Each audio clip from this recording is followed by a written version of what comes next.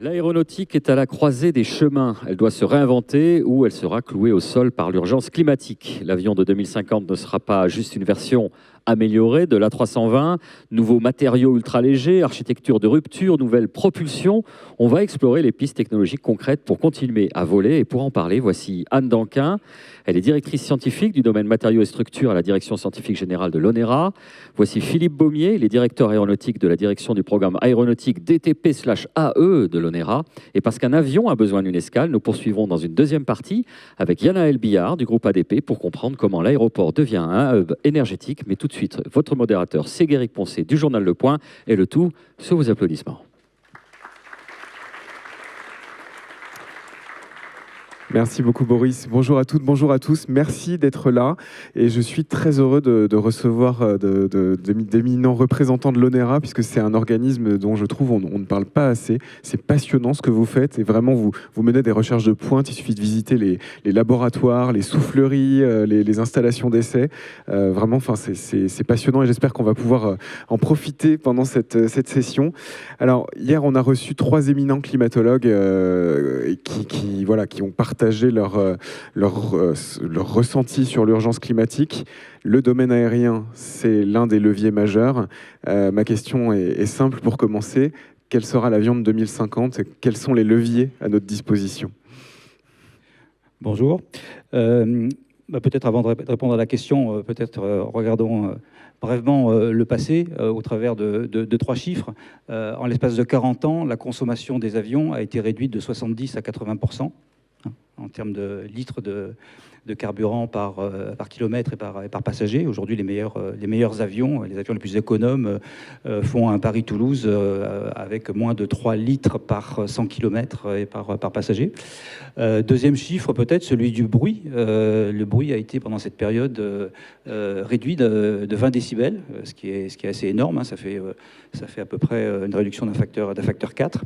Et puis, une autre problématique importante, la sécurité. Hein.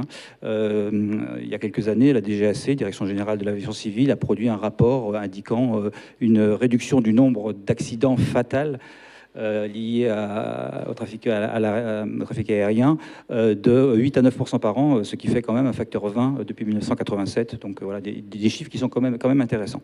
Alors si on regarde vers le futur, disons qu'il s'est passé quelque chose d'assez impactant et d'assez structurant en 2022 au cours de la 41e Assemblée Générale de l'OACI, qui est l'Organisation Internationale de l'Aviation Civile, où l'ensemble des États, ou la quasi-totalité des États de la planète ont pris un engagement à l'horizon 2050, qui est celui d'une aviation climatiquement neutre. On parle aussi d'aviation zéro émission. Alors ça veut dire quoi? Ça veut dire qu'on veut que, d'ici 25 ans, hein, finalement, ce qui... 2050, ça peut paraître loin, mais c'est finalement on est en 2025 déjà. Ça veut dire que l'aviation ne devra plus en 2050, contribuer au réchauffement climatique. Voilà. Donc ça c'est l'objectif qui est extrêmement structurant. Alors, où on en est par rapport à cet objectif? Cet objectif, est-ce qu'il est facile à atteindre ou pas? Les avions, lorsqu'ils envolent, lorsqu'ils sont opérés, libèrent essentiellement, suite à la combustion du kérosène, un combustible d'origine fossile, deux espèces, le dioxyde de carbone, hein, donc le CO2, et de la vapeur d'eau. Alors, le CO2, tout le monde sait que c'est un gaz à effet de serre, donc qui contribue au réchauffement climatique, hein, et il a la mauvaise idée de rester pendant très longtemps dans l'atmosphère, hein, pendant plusieurs décennies. De nombreuses études ont été faites par différentes équipes dans le monde pour essayer de quantifier cet impact CO2 de l'aviation. Et il y a un consensus aujourd'hui pour le chiffre de 900 à 1000 mégatonnes de CO2 libérés par an par l'aviation, ce qui représente 2,5% des émissions de CO2 des activités humaines. Est-ce que c'est beaucoup? Est-ce que c'est pas beaucoup? Chacun pourra avoir son opinion. En tout cas, ce chiffre, il faut qu'il tombe à 0. Si on veut être zéro émission en 2050, voilà, il faut qu'il baisse. Donc ça, c'est le premier effet. Le deuxième effet, donc j'ai parlé des émissions de vapeur d'eau. parce que les avions volent en altitude dans des conditions de pression, de température, d'humidité assez particulières. Cette vapeur d'eau, elle peut venir se condenser et former des cristaux de glace qui viennent s'agglomérer autour des suies qui sont générés par les moteurs. Et c'est les traînées blanches que l'on voit parfois derrière les turboréacteurs, qu'on appelle traînées de condensation, qui d'ailleurs, au bout de quelques heures, peuvent générer des cirrus, des nuages donc induits, donc qui sont de même nature finalement que les cirrus naturels, ou en tout cas qui ont le même effet. Et cet effet, c'est un effet globalement réchauffant. Alors là, par contre, contrairement au CO2, il n'y a pas un véritable consensus dans la communauté scientifique sur la quantification réelle des traînées de condensation sur le climat. On sait qu'il y a un effet globalement réchauffant, mais il y a une énorme incertitude sur son amplitude. Il semblerait que ça puisse être du même ordre de grandeur que les effets CO2, mais quand les meilleures études, les études les plus sérieuses, je pense par exemple à celle de David Lee de 2020, indiquent des chiffres exprimés de forçage radiatif, par exemple de l'ordre de 50 milliwatts par mètre carré, plus ou moins 80%. Voilà, plus ou moins 80%. Bon. Donc, une grande incertitude. Il y a quand même une incertitude assez élevée, et ça suscite d'ailleurs de nombreuses recherches en collaboration entre des organismes spécialistes de l'aviation comme l'ONERA et des climatologues pour arriver à réduire les incertitudes. Et puis troisième chose importante pour mesurer l'ampleur entre guillemets du problème, c'est que les perspectives de l'aviation à l'horizon 2050 sont une croissance du trafic aérien. Bon, alors les chiffres, on trouve un petit peu tout dans ces chiffres-là, mais enfin, si on regarde en moyenne, on estime à peu près 3% de croissance par an. Alors on pourrait dire, ouais, 3%, c'est pas énorme, mais enfin, en 25 ans, ça veut dire que le trafic, il va doubler d'ici 2050. Tiré essentiellement par la croissance en zone Asie-Pacifique, mais voilà, il va doubler. Donc, qui dit un doublement du trafic, dit un doublement des émissions, et donc dit un impact climatique d'autant plus important. Voilà. Donc, on sait d'où on vient, on sait où on va, on sait où on en est. Et alors, que va-t-on faire? Vous avez préparé une planche pour nous présenter les différents leviers? Oui, s'il peut y avoir, vous pouvez nous les présenter, la première planche. Et puis, Duncan, n'hésitez pas à intervenir sur la partie du coup matériaux, structure, sur la partie mise en œuvre de ces leviers, puisque c'est votre domaine d'expertise aussi. Hein. Oui. On n'en est pas encore aux matériaux. Je vais d'abord laisser Philippe présenter les différents concepts et on viendra aux matériaux. Alors, déjà, il n'y a pas de solution miracle. Hein. C'est une conjonction de solutions et de voies de recherche et de développement technologique qui vont nous permettre d'aller vers cet objectif. Alors, schématiquement, il y a deux grandes voies qui sont extrêmement facilement compréhensibles. La première, c'est la réduction de la consommation. Bon, moins on consomme, moins on émet, et donc voilà. Et la deuxième, c'est ce qu'on appelle traditionnellement la décarbonation ou la réduction de l'intensité carbone. C'est-à-dire remplacer le kérosène, combustible de carburant d'origine fossile, par autre chose. Alors, vous avez en haut les deux grands leviers relatifs justement à cette réduction de l'intensité carbone. On peut rester sur des sources d'énergie de type combustible, mais remplacer le kérosène par des carburants qui ont à peu près la même composition mais qui sont produits différemment, donc des biocarburants par exemple, donc issus de la biomasse, avec évidemment des questions qui se posent en termes de capacité de production et puis de quelle biomasse on parle. Toutes les biomasses, tous les processus, toutes les biomasses ne se valent pas. Mais on sait déjà que, de toute façon, même si ça, c'est une solution court terme, à un moment donné, il faudra transitionner vers autre chose parce qu'il n'y aura pas suffisamment de biomasse pour tous les besoins de l'aviation. Deuxième possibilité, ce qu'on appelle les électrocarburants, qui sont des carburants de synthèse, c'est-à-dire on va synthétiser des carburants. Alors, par exemple, à partir d'hydrogène, de capture de CO2 via des procédés de type Fischer-Tropsch, on synthétise des carburants. Alors ça, c'est une filière qui aujourd'hui n'est pas très mûre. Les rendements de production sont pas encore très élevés. Il y a encore des verrous, on va dire, technologiques, qui sont plus d'ailleurs du domaine de l'énergie que du domaine de l'aviation.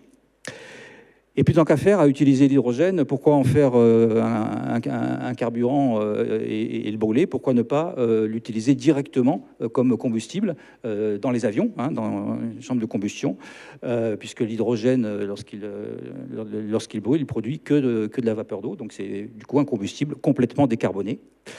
Et donc là, il y a toute une série de problématiques. On pourra en discuter si vous le souhaitez au cours un peu plus tard, depuis la production jusqu'à son transport en environnement aéroportuaire, son stockage dans l'avion, les problématiques de combustion, les émissions, etc.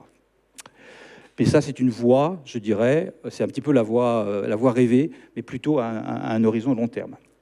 Et puis en haut à droite, vous avez une solution complètement différente, mais qui est pas mal d'actualité et qui se développe pas mal. C'est tout ce qui tourne autour de l'électrification, de la fonction de propulsion. Avion tout électrique, mais on sait aujourd'hui que c'est limité à des très petits avions, genre 6-8 passagers sur des courtes distances, genre 200 000 nautiques. Et qu'on ne verra jamais un Airbus A320 tout électrique, en tout cas pas à l'horizon 2050. Les capacités, les densités énergétiques des batteries sont beaucoup trop faibles actuellement pour ça. Je vais peut-être plutôt insister sur le deuxième volet, l'amélioration de l'efficacité, même si ce premier volet, réduction de l'intensité carbone, on estime que, enfin, il va peser pour 2/3 de l'effort qu'il y a à faire. Donc le dernier tiers, à gauche, vous avez les leviers entre guillemets classiques pour réduire la consommation. On peut jouer sur l'allègement des structures et des matériaux. Je vais laisser la parole dans quelques secondes à Anne pour vous en parler. On peut jouer sur l'aérodynamique de l'avion, donc réduire la traînée aérodynamique de l'avion. Je vous en reparlerai avant, je vais vous dire comment. On peut jouer sur l'amélioration du rendement des turboréacteurs. Vous avez sur la petite image en bas à gauche la comparaison entre un A320 et un A320 Neo. Vous voyez que le diamètre de l'entrée d'air, le diamètre du moteur a fortement augmenté. C'est un levier bien connu d'amélioration de l'efficacité des moteurs. Donc peut-être que, Anne, tu veux peut-être parler de la réduction de la masse et des matériaux. Oui. Bon, alors effectivement, hein, dans l'aviation, en fait, comme l'a dit Philippe, il y a un point qui est très très important, c'est la réduction de la masse. La réduction de la masse, ça permet de consommer moins, d'utiliser moins de kérosène, de consommer moins. Et cette réduction de la masse, en fait, on la retrouve partout. On la retrouve aussi bien dans les moteurs que dans les matériaux pour la cellule d'aéronef. Alors, si on prend les moteurs, j'y reviens parce Philippe vient de parler justement de l'augmentation de la taille des moteurs. Hein. On voit la différence entre la 320 et la 320 Neo. On a une augmentation, enfin, il y a plus qu'un doublement du diamètre de l'aube-fan de l'entrée moteur hein, depuis ces 40 dernières années.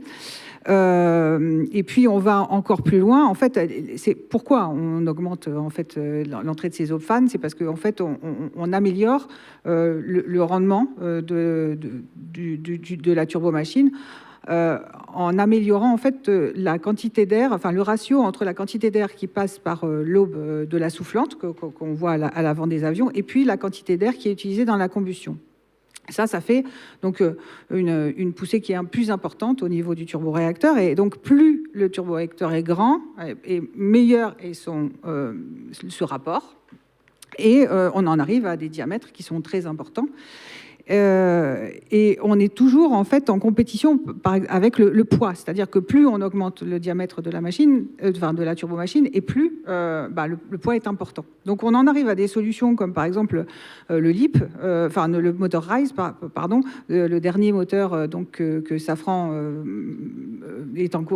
étudie avec General Electric, où là on a carrément enlevé une partie en fait du moteur, hein, qui est, on a enlevé le carénage au niveau de l'aube-fan pour gagner du poids, parce que ce carénage est métallique. L'enlever, ça permet de gagner du poids. On va travailler là-dessus. On va travailler aussi sur les matériaux. Donc on va utiliser davantage de composites. L'aube-fan était avant en aluminium. il y a longtemps. Depuis plusieurs versions de moteurs, maintenant elle est passée en composite tissé 3D développé par Safran notamment. C'est une de leurs expertises. L'aube du RISE sera aussi en composite. Et on utilise des matériaux qui sont de plus en plus légers. Ça pousse. C'est vraiment le point principal. Vous vouliez me... Oui, en fait, on le voyait sur certaines de vos images tout à l'heure, mais cette augmentation du diamètre du moteur, est-ce que ça va en parallèle des recherches sur la propulsion distribuée, où là, on réduit la taille du moteur, mais on en met 15, 20 alignés sur l'aile? Alors là, j'ai plutôt laissé la parole à Philippe. Je pense que ce sont des concepts différents, en fait.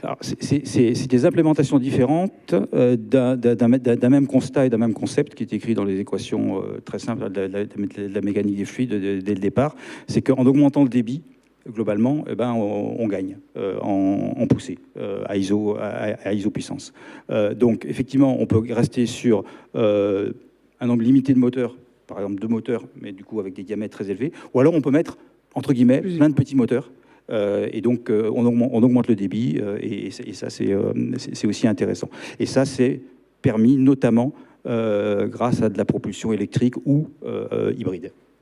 J'imagine que selon le choix qui est fait, la structure de l'aile doit être totalement différente et la résistance des matériaux aussi. Totalement, parce qu'effectivement, quand on a un moteur qui a un diamètre de 4 mètres, ce qui est le cas du RISE, ce sera le plus gros, il faut avoir la structure de l'avion qui puisse le supporter. Ça veut dire qu'il faut travailler sur le format même de l'aéronef qui va pouvoir le supporter. C'est-à-dire que non seulement il y a le poids, mais il y a l'encombrement.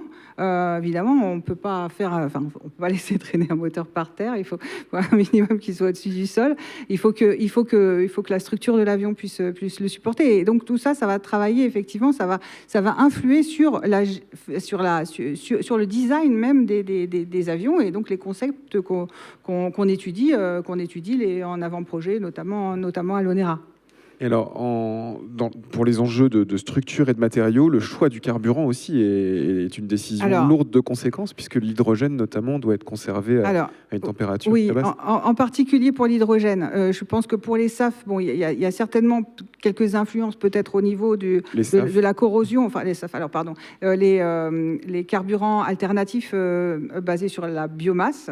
Je pense qu'on est un peu à la marge au niveau des matériaux. On va peut-être avoir quelques influences, mais c'est pas drastique. Par contre, en revanche, si on prend l'hydrogène, là, c'est un changement drastique, puisque l'hydrogène, en fait, l'hydrogène a une densité d'énergie qui est très élevée, mais une masse volumique qui est très faible.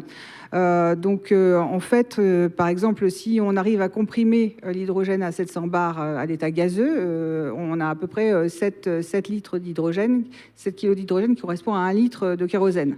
Bon, ça fait des réservoirs gigantesques, on ne peut pas passer par là. Donc, ce qui est envisagé actuellement, c'est plutôt d'utiliser l'hydrogène liquide. L'hydrogène liquide on a 4 litres d'hydrogène liquide équivaut en termes d'énergie à 1 litre de kérosène. Ça veut dire qu'on a des réservoirs plus grands. Donc, où va-t-on les mettre? Ça veut dire que, en fait, l'hydrogène liquide est à une température de 20 Kelvin, c'est-à-dire moins 253 degrés Celsius. Les moins 253 degrés Celsius, il faut pouvoir les mettre dans un réservoir et faire en sorte qu'en fait ça dure le plus longtemps possible, puisque en fait on a des pertes thermiques qui sont inévitables. Il faut travailler sur les matériaux pour tout ce qui est isolation. Il faut éviter les pertes, puisque naturellement en fait on a ce qu'on appelle un boil-off, c'est-à-dire une transformation de l'hydrogène liquide en gaz à cause des pertes thermiques qui sont associées au réservoir. Et ça pour l'instant c'est naturel, mais il va falloir travailler là-dessus. Ce sont quand même des appareils qui sont mobiles. Ensuite, il va falloir alimenter donc le moteur avec l'hydrogène. L'hydrogène, on ne va pas l'utiliser à l'état liquide, il va falloir le chauffer. Donc on va avoir des systèmes d'échangeurs thermiques qui vont permettre de chauffer l'hydrogène et de le transformer en gaz. Quand il devient gaz, l'hydrogène, alors autant quand il est liquide, il est très très froid, il a une influence, un impact au niveau des matériaux, c'est-à-dire qu'il va augmenter la résistance mécanique, mais diminuer leur capacité de déformation, notamment sur les métaux. Sur l'hydrogène, c'est un peu moins connu parce qu'on n'a pas étudié, on étudie moins l'hydrogène. Enfin, c'est une nouvelle technique en fait, des réservoirs hydrogène. Donc, on connaît moins l'impact de l'hydrogène liquide sur les matériaux composites. En revanche, quand il devient gazeux, en fait, l'hydrogène pose d'autres problèmes qui sont en fait une interaction entre l'atome d'hydrogène, qui est quand même un des plus petits, enfin le plus petit, c'est le plus petit qui existe, et le matériau. Donc il va rentrer dans le matériau et il va avoir une influence en fait sur son comportement mécanique, c'est-à-dire qu'il va favoriser, il va le fragiliser. Et ça, c'est très important. Donc, il faut vraiment lutter, si on utilise l'hydrogène, lutter contre ce qu'on appelle la fragilisation par l'hydrogène des matériaux, qui intervient pas forcément à très haute température, mais à des températures intermédiaires et sous certaines conditions d'utilisation. Et cette fragilisation est plus importante pour certains matériaux que pour d'autres. Donc là, il faut l'étudier. Donc on peut se baser là-dessus sur les études qui ont été faites pour les lanceurs, puisque les lanceurs comme Ariane 5 utilisent de l'hydrogène liquide. Sauf qu'un lanceur, ça dure 6 minutes. Le moteur fonctionne pendant 6 minutes. Un avion, il faut 20 000 heures. Donc la problématique est très différente. Et là-dessus, il y a plein d'études à faire concernant en fait, l'interaction entre l'hydrogène et les matériaux. Et du côté de SpaceX qui réutilise ses lanceurs, ce n'est pas de l'hydrogène. Donc on n'a pas de retour d'expérience. Voilà, exactement, de ce côté-là. Oui, tout à fait. Et alors, on a parlé du très froid, de la température presque ambiante. Il y a du très chaud aussi, puisque dans l'axe des turbines, avec exactement, les il y a du très chaud, enfin, dans la chambre de combustion et après la chambre de combustion. On a des matériaux qui sont soumis à des contraintes thermomécaniques qui sont extrêmement élevées et complexes. On va aller chercher en fait des matériaux qui sont spécifiques pour résister davantage à la température. Par exemple, enfin, on va chercher des structures de matériaux qui seront particulières. On va notamment, je dirais, par exemple, réduire la quantité de joints de grains. Enfin, les matériaux leur point faible, ce sont les joints entre les grains des matériaux. Et donc, on en arrive à fabriquer des matériaux qui n'ont pas de joints de grains. C'est fait en un seul cristal. Et ça permet d'améliorer les caractéristiques mécaniques à très haute température. Donc, on va aller développer ces matériaux de très haute température. Alors, bon, il y a des matériaux qui existent déjà. Il va falloir les protéger contre l'augmentation de la température. Donc, il va falloir développer des systèmes de revêtement qui vont les protéger, des barrières thermiques ou des barrières environnementales. On va aussi aller regarder pour des matériaux qui, pour l'instant, ne sont pas encore soumis à des contraintes thermomécaniques élevées, mais qui travaillent très faiblement dans la structure, un allègement qui sera rendu important en utilisant des composites à matrice céramique. Donc, ce sont des carbones SiC, enfin des carbures de silicium ou des composites matrice carbone, fibre de carbone, ou fibre de carbone, matrice siliciure de carbone, etc. Et ce sont des matériaux qui ont une densité très très faible. Typiquement, les matériaux qu'on utilise actuellement dans les turbines, c'est de la densité de l'ordre de 8. Là, on tombe à l'ordre de 1. Donc, le gain en masse est important et l'avenir, c'est aussi d'étudier, en fait, de développer des matériaux qui ont cette faible densité, mais pour des matériaux qui seront sollicités thermomécaniquement. Alors, Philippe Baumier, tout à l'heure, vous l'évoquiez, la réduction de la pollution acoustique. On sait que la NASA est en train de mener un projet qui s'appelle Quest, qui est la recherche de la réduction du bruit supersonique. Ils essayent de supprimer le boom supersonique. Et pour l'anecdote, j'ai pu interviewer le directeur de ce programme-là qui m'a dit, en fait, mes ingénieurs travaillent plus sur l'aspect social et de l'acceptation sociale du bruit que à essayer de surmonter les lois de la physique. Est-ce que vous pensez la même chose ? Non, mais je suis content d'entendre cette réponse-là parce que pour avoir commencé ma carrière sur les hélicoptères et particulièrement sur le bruit des hélicoptères, je suis assez sensibilisé à cette problématique et à la dissociation qu'il faut faire entre le bruit physique tel qu'on peut le mesurer en décibels, de façon très, très, très rigoureuse, et puis la perception et la gêne.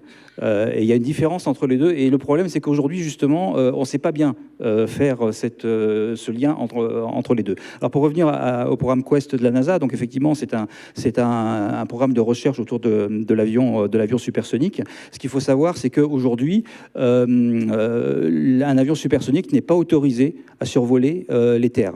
Ou la quasi-totalité des terres. Le Concorde, il partait de Paris, il allait à New York, mais sa phase supersonique était au-dessus de l'Atlantique. Et la raison pour laquelle c'était comme ça, c'est que en supersonique, il y a une grosse onde de choc, donc une compression très forte de l'écoulement qui se propage dans l'atmosphère et qui vient créer des niveaux de bruit extrêmement élevés. Pour le Concorde, je crois qu'on parlait de 110 dB au sol, ce qui est même dangereux pour la santé. Donc toute la question est de savoir, est-ce qu'on peut faire mieux? Est-ce que dans le cadre du développement d'un futur avion supersonique, on arriverait à réduire ce bruit? C'est la réponse à laquelle la NASA, avec son projet donc X-59, en coopération avec Lockheed Martin, essaye de répondre, essaye d'adresser. Comment? Eh bien, en changeant les formes de l'avion, et notamment en ayant des avions avec des nez extrêmement allongés, pour ne pas avoir une onde de choc, une recompression par choc très brutale, mais pour avoir plusieurs recompressions moins brutales, ce qui, il l'espère, permettrait de générer le bruit au sol. Alors, il y a des essais. Quand on voit l'avion, le X-59, le nez fait la moitié de la longueur de l'avion. Oui, c'est assez atypique comme configuration avion. Alors, donc, ils ont fait des essais, mais pas des essais acoustiques, là, je crois en octobre 2025. Donc, il y a un prototype qui a volé. Et donc, en 2026, ils vont faire des essais de survol des terres avec plein d'instrumentation. Ils vont faire des enquêtes auprès des populations pour voir s'ils atteignent les 70 dB qu'ils espèrent atteindre. La problématique scientifique qu'il y a derrière, c'est comment une onde de pression se propage dans une atmosphère qui peut être turbulente, atmosphère standard, et qui donc a une influence extrêmement importante sur la façon dont on va percevoir ce bruit. Alors, il nous reste 1 minute 30, en 30 secondes chacun. Comment vous percevez l'enjeu de la certification, puisque c'est un enjeu majeur pour de nouveaux avions, notamment. Les règles sont extrêmement contraintes. Est-ce que c'est quelque chose, est-ce que vous êtes confiant dans la certification de l'avion du futur ? Il ne faut pas voir la certification comme une contrainte, il faut voir la certification comme la garante de la sécurité des avions. À toute nouvelle technologie, il y a des risques. Ces risques, il faut les comprendre. Il faut les étudier. C'est pour ça que des organismes de recherche, comme par exemple l'ONERA, est extrêmement impliqué, non pas dans la certification elle-même, on ne certifie rien, mais dans la compréhension des phénomènes et la certificabilité, c'est-à-dire comment on va pouvoir apporter les preuves aux certificateurs qu'on maîtrise les risques. Donc la certification, même si elle peut coûter cher, 20% du coût d'un programme, aujourd'hui, on étudie la certificabilité en même temps qu'on étudie la maturation technologique. Et ça, c'est extrêmement important. Oui, tout à fait. En fait, ça porte exactement. Enfin, je suis tout à fait d'accord avec Philippe.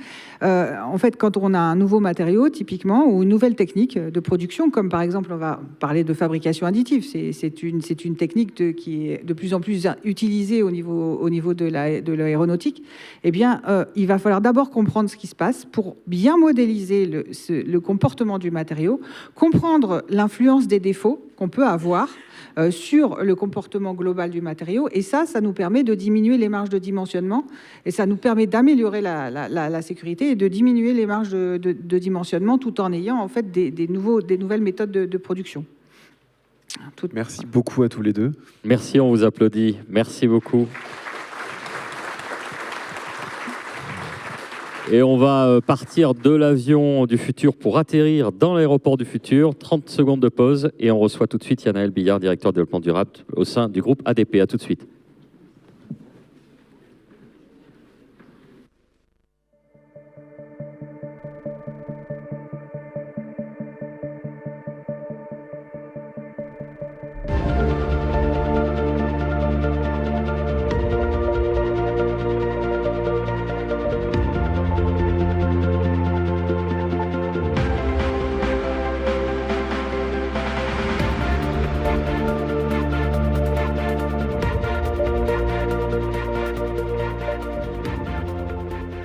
Et si l'avion du futur consomme moins ou différemment, l'aéroport, lui, semble devoir devenir un producteur d'énergie verte. Est-ce que vous pouvez nous expliquer comment un aéroport comme Charles de Gaulle compte se transformer en véritable centrale énergétique pour alimenter ces nouveaux vecteurs sans déstabiliser le réseau électrique local? Bien volontiers, merci pour la question. Bonjour à toutes, bonjour à tous. Effectivement, alors je vais peut-être élargir votre question en répondant sur l'ensemble des aéroports que le groupe ADP peut opérer, du moins à Paris, avec des exemples à Paris-Charles de Gaulle, Paris-Orly et Paris-Le Bourget. L'idée, le dénominateur commun est de développer un concept de hub énergétique. L'aéroport a effectivement la capacité d'être un producteur d'énergie, distributeur bien évidemment, pour ses propres besoins, mais également pour les besoins du territoire. C'est des actions qui ont été initiées il y a plus d'une décennie, notamment à Orly. L'aéroport d'Orly, pour ceux qui connaissent l'Île-de-France, on est riverain du mine de Rungis, le grand marché, là où vous récupérez tous les fruits et légumes, qui de fait possède un incinérateur, un des plus gros d'Île-de-France, et qui alimente un réseau de chaleur qui est partagé entre l'aéroport et le mine de Rungis. Voilà, c'est des principes d'écologie industrielle et territoriale qui se sont développés. Cette notion, on la renforce avec des réseaux de chaleur géothermique que nous développons et qui sont partagés avec les territoires, avec du solaire photovoltaïque qu'on est en train de développer. On parle d'un ordre de grandeur d'une centaine de mégawatts crête. Voilà, donc c'est tout à fait significatif. Et électricité qui peut être fournie au territoire, là à nouveau, en plus de nos propres besoins. Et puis des projets en commun de méthanisation qui sont en train de voir le jour. Là, je vous ai répondu sur les énergies stationnaires. Vous dire qu'il y a également les énergies de mobilité. L'aéroport accueille des stations, des distributions de carburant, du carburant classique, essence, diesel, mais également de l'hydrogène, du bio-GNV, donc du gaz naturel véhicule d'origine biosourcée, des biodiesels ou même du HVO, des huiles usagées, qui servent pour les besoins aéroportuaires et les besoins du territoire. Alors Anne Dunquin, tout à l'heure, parlait des SAF. On a défini que c'était les carburants d'aviation durable. L'avion du futur devrait voler. On doit déjà intégrer un certain pourcentage de SAF dans l'avion. En tant que gestionnaire d'infrastructure, c'est quoi votre rôle finalement pour accélérer cette adoption? Est-ce que vous allez devoir devenir un nœud de production ou de mélange de ces carburants pour soulager la logistique des compagnies aériennes? Comment voyez votre rôle futur? En préambule, rappelez que les carburants aéronautiques durables, dont effectivement les intervenants de l'ONERA parlaient, qu'ils soient sous sa forme biosourcée ou sous sa forme synthétique, ces carburants durables sont, et de très loin, la première source de décarbonation du transport aérien. Et donc effectivement, vous le citiez vous-même en introduction, il n'y a pas de futur au transport aérien sans décarbonation, et donc il n'y a pas de futur du transport aérien sans ces carburants durables. Le rôle de l'aéroport, la réponse facile, c'est de vous dire investissement, c'est zéro. C'est zéro parce qu'on a la capacité de réutiliser l'intégralité de la logistique existante. C'est exactement comme tout un chacun, si vous faites le plein essence, diesel à votre station-service, peut-être sans le savoir, en fait, vous intégrez du bio dans votre consommation. Parce que la réglementation a poussé à des mélanges. Et en fait, quand vous faites le plein, vous avez le mélange de diesel et de biodiesel ou d'essence et de bio qui est directement dans votre réservoir. De la même manière, en fait, on va réutiliser, et c'est déjà ce qui se passe, à hauteur de 2% de carburant durable, les infrastructures existantes qui, dans notre cas, commencent au Havre. Le Havre, le terminal du Havre, qui accueille le carburant, fossile encore en grande majorité, un petit peu de bio. L'opérateur du port du Havre, lui, a investi dans des cuves, il stocke le carburant durable, il fait le mélange, et c'est bien le mélange qui est injecté dans le réseau. Et donc le carburant, chez nous, il arrive directement au mélange et il part dans tous les avions. Donc la réponse facile à votre question, c'est on n'a rien à faire. Ceci étant, si on attend que ça se passe, voilà, le temps, malheureusement, et les événements climatiques le prouvent, joue contre nous. Donc on estime qu'il y a besoin d'accélérer l'essor des carburants aéronautiques durables, qui ont beaucoup d'avantages physiques, ils sont mélangeables avec le kérosène notamment. Bien sûr, ils décarbonent, c'est leur propriété première, ils ont même des co-bénéfices en matière de qualité de l'air. Par contre, ils ont un énorme avantage qui est leur coût. Aujourd'hui, un carburant biosourcé, c'est 2-3 fois plus cher que le kérosène. Donc forcément, pour une compagnie aérienne, ça pèse extrêmement lourd. Et donc, il y a besoin de massifier le plus vite possible la production pour tirer aussi les coûts vers le bas. En la matière, en tant qu'acteur aéroportuaire, on peut avoir deux grandes familles d'actions. Le soutien à l'offre, le soutien à la demande. Soutien à l'offre, c'est comment on peut se positionner pour qu'il y ait plus de production. Donc nous, par exemple, ce qu'on a fait en réalisant 2 investissements, on est aujourd'hui actionnaire d'une société, en l'occurrence américaine, qui produit des biocarburants selon une filière qui s'appelle le alcohol to jet. Donc c'est une transformation d'alcool en carburant qui est directement utilisable, certifié pour être utilisé dans les avions. On a également investi dans un fonds d'investissement qui développe des briques technologiques. Donc là, on est un peu plus sur des bas TRL, hein, des niveaux de maturité un peu moindres, qui permettent d'accélérer différentes filières de production de carburant aéronautique durable. Et donc l'autre côté, c'est le soutien à la demande. Ça, c'est plus des mécanismes de marché. Il se trouve qu'ADP, c'est un acteur qui est régulé. Je ne vais pas rentrer dans les détails des schémas de régulation, mais concrètement, ça signifie qu'on passe un contrat avec l'État qui cadre les investissements que nous réalisons et les redevances que nous payent les compagnies aériennes pour trouver un juste point d'équilibre pour tout le monde. Nous avons, nous, la faculté d'introduire ce qu'on appelle des modulations de ces redevances. Je fais une incise sur la question du bruit dont les personnes de l'ONERA parlaient à l'instant. Depuis très longtemps, on a intégré des modulations acoustiques, ce qui fait qu'un avion qui émet moins de bruit va payer moins cher en redevance qu'un avion ancien et qui fait plus de bruit. Et donc de la même manière, on propose nous là un schéma de modulation qui incite à avoir des avions qui soient moins polluants, et les recettes générées, on s'en sert pour financer l'achat par les compagnies de carburant durable. Une échelle à laquelle la décarbonation sera possible plus rapidement, c'est celle de l'aviation régionale. Vous gérez aussi l'aéroport du Bourget. Comment est-ce que vous allez adapter ces infrastructures à cette nouvelle ambition ? Tout à fait. Le Bourget, premier aéroport européen pour tout ce qui est aviation d'affaires, et qui a cette capacité à se décarboner plus rapidement que le reste de l'aviation, pour plusieurs raisons. La principale étant qu'il y a aussi une capacité à payer cette transition, ça reste cher bien évidemment, mais qui est quand même plus acceptable, plus supportable par les opérateurs que pour le grand public. Aujourd'hui, pour rester sur les carburants durables, par exemple, je vous disais, on a 2% de carburant qui circulent dans les réseaux en moyenne à l'année pour alimenter CDG Orly. Le Bourget, on est déjà plutôt à 4%, donc ça va 2 fois plus vite. En complément des carburants aéronautiques durables, on voit effectivement déjà arriver des ruptures technologiques sur l'avion lui-même. Donc c'est ce qui a été cité rapidement par les personnes de l'ONERA. Avion électrique, avion hybride et même avion hydrogène. De fait, on a noué des partenariats avec tous les développeurs. Donc c'est plutôt des acteurs nouveaux entrants. C'est pas Boeing, c'est pas Airbus. C'est des acteurs comme Zero Avia, Beyond Aero, ce type d'acteurs qui développent des modules de effectivement quelques places jusqu'à un peu une taille critique à 19 places, 19 passagers, et qui développent ces modules-là. Et c'est pour des entrées en service 7 décennies. Donc on n'est pas en train de parler d'un projet 2040-2050, c'est avant 2030. Et de fait, nous on l'a anticipé en renforçant nos réseaux électriques, en étudiant les schémas d'avitaillement en hydrogène.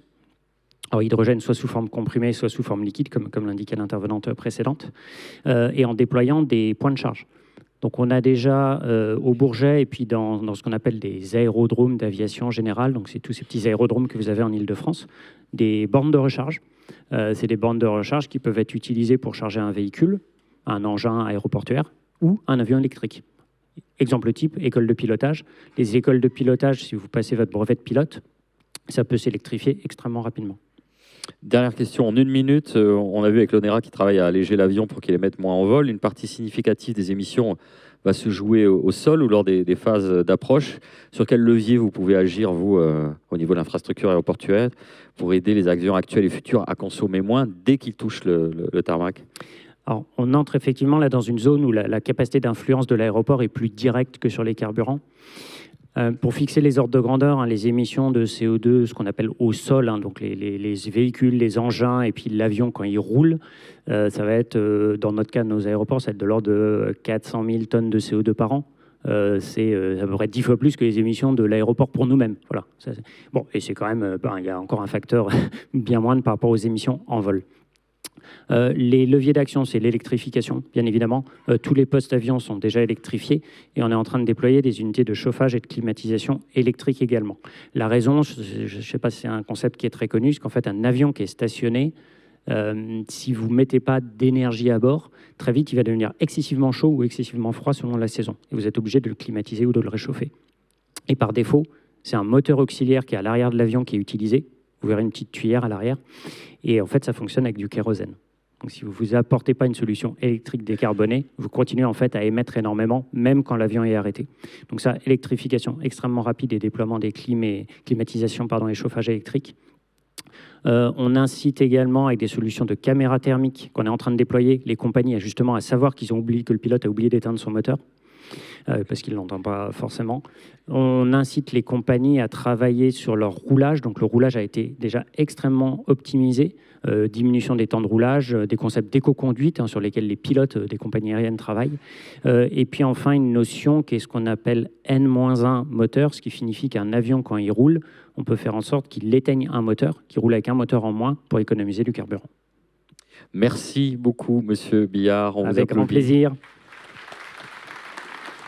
On se retrouve dans quelques instants pour notre session « Comment le scientifique et l'ingénieur s'engagent au service de la société ». À tout de suite.